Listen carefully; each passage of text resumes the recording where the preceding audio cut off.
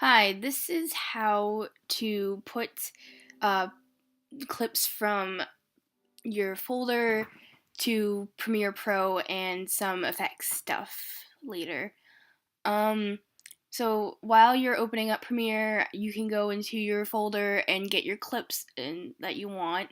It'll take a little bit for Premiere to open, but once it does, you want to make the new project. And I'm just gonna call this test because I don't have anything better to call it. You don't have to name your sequence. So now, once it opens, now this is really messed up, and I messed it up even more. So I'm going to fix it with Window, and I'm going to go down to Reset Current Workspace. You want to say yes, and it'll put the workspace back to how it used to look, and you're good. Now I'm going to take all these clips, and I'm going to drag them into the project folder in Premiere Pro. And just wait a little bit for the files to import.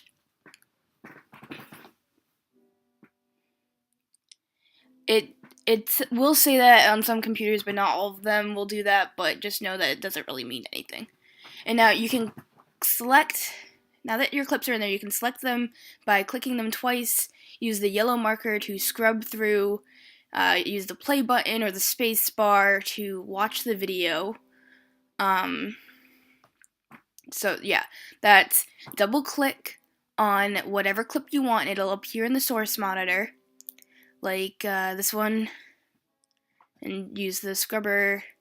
If you want to select the portion of it, you click I for in and O for out, and then just drag whatever you want in.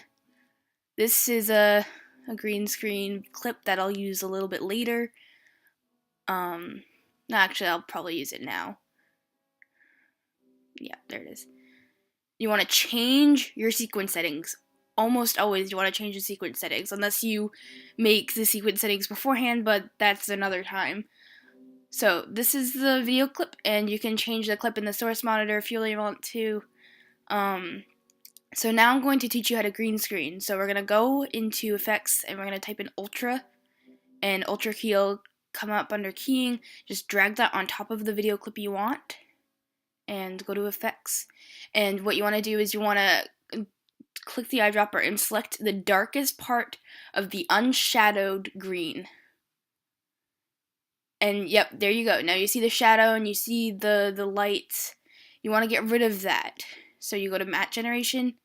You lower the highlight, because if you higher it, it'll be brighter. You want to get rid of the shadow completely, and you want to put the pedestal all the way up. That'll get rid of everything. And that should be good. See, you can see all the black. So now you want to get your picture. You should probably put your picture in your graphics folder, but since I'm not going to use it, again, I'm just going to drop it on the desktop, and I'm going to put it in my project folder. Yeah, once it gets in there. And what you want to do is you want to put your clip on video 2 and put your picture on video 1. There it is. I know that these pretty weird looking, but whatever. You want to make sure it looks good, and you have to render. Always render. The longer you wait to render, the longer it's going to take. So always render when you see red. Just render red. Red render. Remember that. And now you can see how that looks. And if you wanted to, you can move him. If you don't want him like right there, you can move him. So he's right there, right in front of his face. Maybe he wants to be right in front of the guy's face. So, yeah, and once you do that, you're going to have to render again. But since I'm going to put him back because I don't like him there, I'm not going to bother rendering until I fix it, because if I do it again, then it's just going to, I'm going to have to render it again. So I'm just going to move him, and see, now I have the picture selected instead of the clip, so I'm moving the picture instead of the clip, and I want to move the clip. So I'm going to put the picture back, and I'm going to select the clip, and now when I double click, I can move the clip, and I want to move them all the way back, and I'm going to click, and now I'm going to have to render again.